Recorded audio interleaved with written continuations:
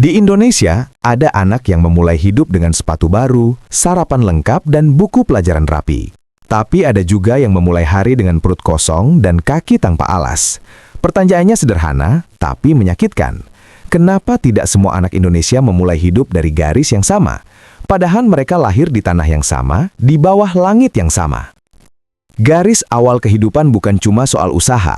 Ia ditentukan bahkan sebelum anak itu bisa memilih.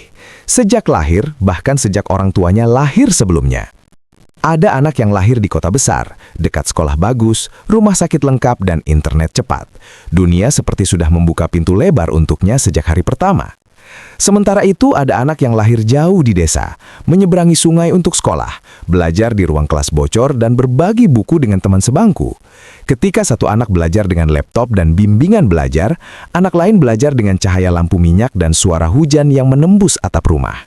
Ini bukan tentang siapa yang lebih rajin, ini tentang siapa yang diberi lebih banyak kesempatan sejak awal, tanpa harus memintanya. Ekonomi keluarga menjadi garis pertama yang membedakan.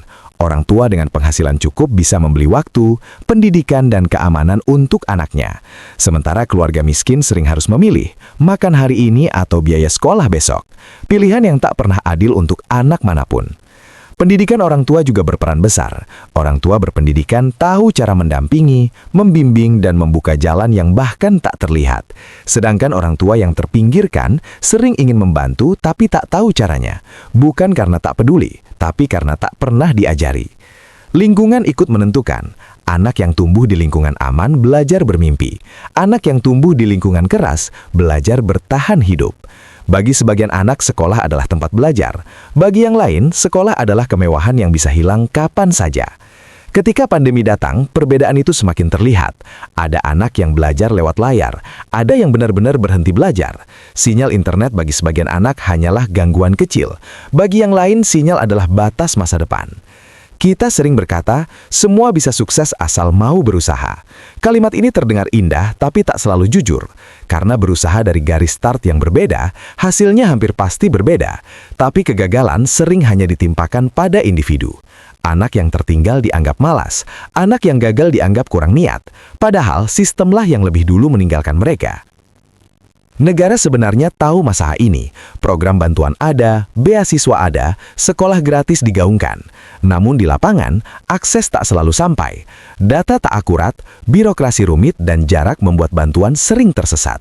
Akibatnya, banyak anak berbakat tak pernah sempat menunjukkan potensinya. Bukan karena tak mampu, tapi karena tak diberi ruang.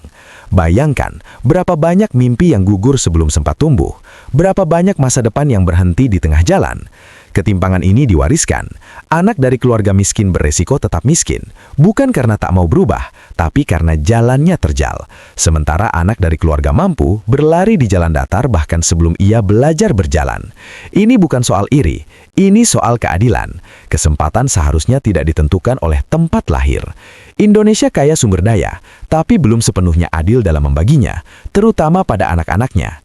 Jika garis awal tak bisa disamakan, setidaknya jaraknya bisa diperkecil. Dengan pendidikan yang benar-benar merata, dengan guru yang didukung, sekolah yang layak, dan akses yang nyata bukan sekedar janji.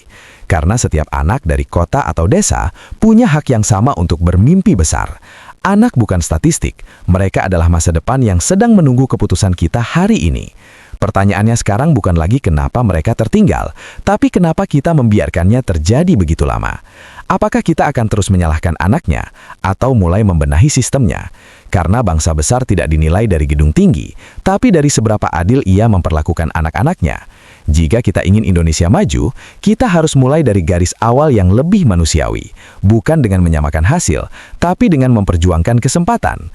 Karena mimpi anak Indonesia seharusnya tidak dibatasi oleh kemiskinan, alamat rumah, atau koneksi orang tuanya.